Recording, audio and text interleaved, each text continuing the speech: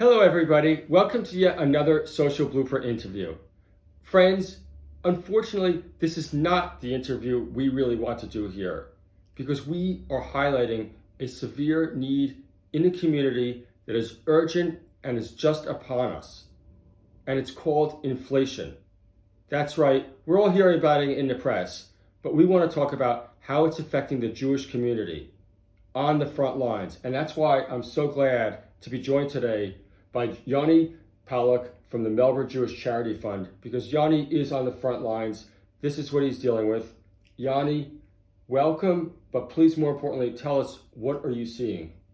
Thank you very much for the opportunity. And you're absolutely right. This is something that's really hitting everyone, and the Jewish community is definitely not immune to that. We're seeing families that previously never required any support from charities come and approach us and saying, we've been budgeting, we've been walking the tightrope and have been able to make ends meet. Right. And now they're being hit with whether it be grocery bills being higher than expected, utility bills. We all know utilities are going up, and even rents. Over the last 12 months, we've seen rents increase. So that's now really hitting the family budget.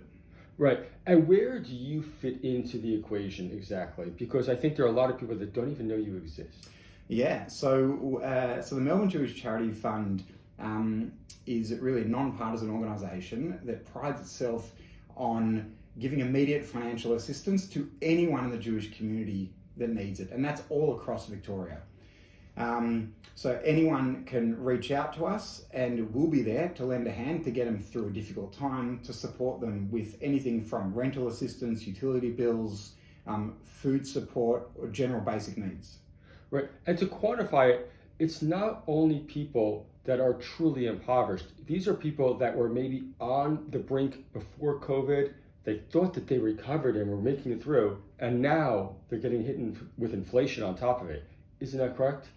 100%. There was a recent food bank study that came out and actually said that 64% of people that are reaching out to charities actually are fully employed. And it's people with jobs that simply can no longer make ends meet.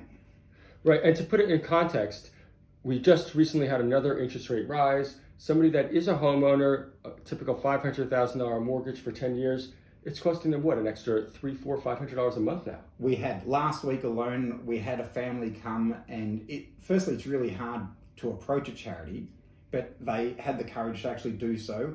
And they were sinking. They said their mortgage has gone up from $3,800 a month to $4,300 a month, and they had no idea how they were going to fund this.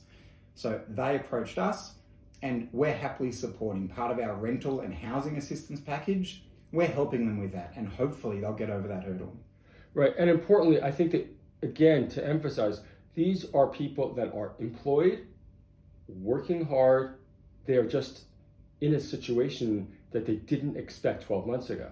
100%. And it's the inflation, but it's everything happening at once. So we're coming out of the coronavirus, as you said, where the government are reducing their subsidy programs. We have inflation, and then people are hit with unexpected expenses. In this same report that I was reading, that's the key element that really tips people over the edge. Right. When your child might need a dental to see a dentist, or we see the mental health crisis now. We see so many children and families requiring psychologist appointments or any therapy sessions.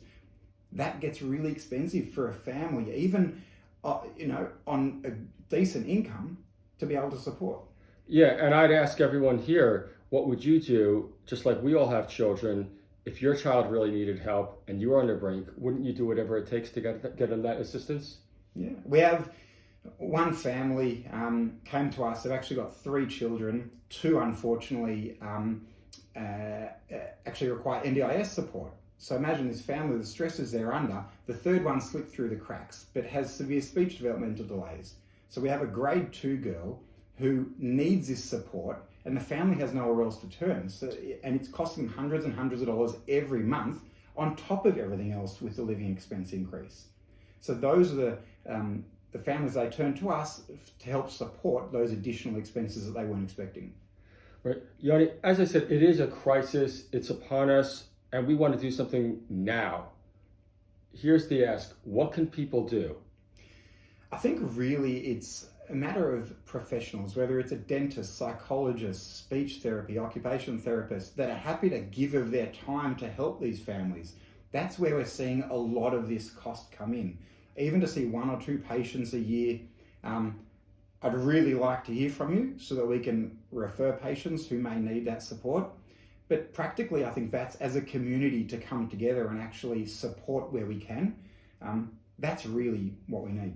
Right, and where can people find you? Do you have a website or an app or something? Yep, so Melbourne Jewish Charity Fund, www.mjcf.org.au. We'll put that in the show note too. Yeah, we have all the services we offer there. We have our office number, or reach out to me direct. I think this is, like you said, a general issue, but also a community issue. Where people are really, really struggling more than ever right now. Yeah, and Yoni, before we go, I just want to emphasize the areas that you cover. It's far bigger than just the East St. Kilda Caulfield community, isn't it? Absolutely. We have clients all the way from Phillip Island to Donvale, Box Hill, Rowville, Essendon. That's what I was actually showing you before. Yes. The map. This and that's something funny. People think, the big need is in a certain St Kilda, East Caulfield. Well, actually, it's much broader than that. It's people living all over Victoria that come to us for support. Got it. Everybody, thank you so much for watching. Friends, you can make a difference. All it takes is a little bit of action. You will feel so much better. You'll be helping the community and you'll be doing a huge mitzvah. Yoni, thank you very much for your time. Thank you so much.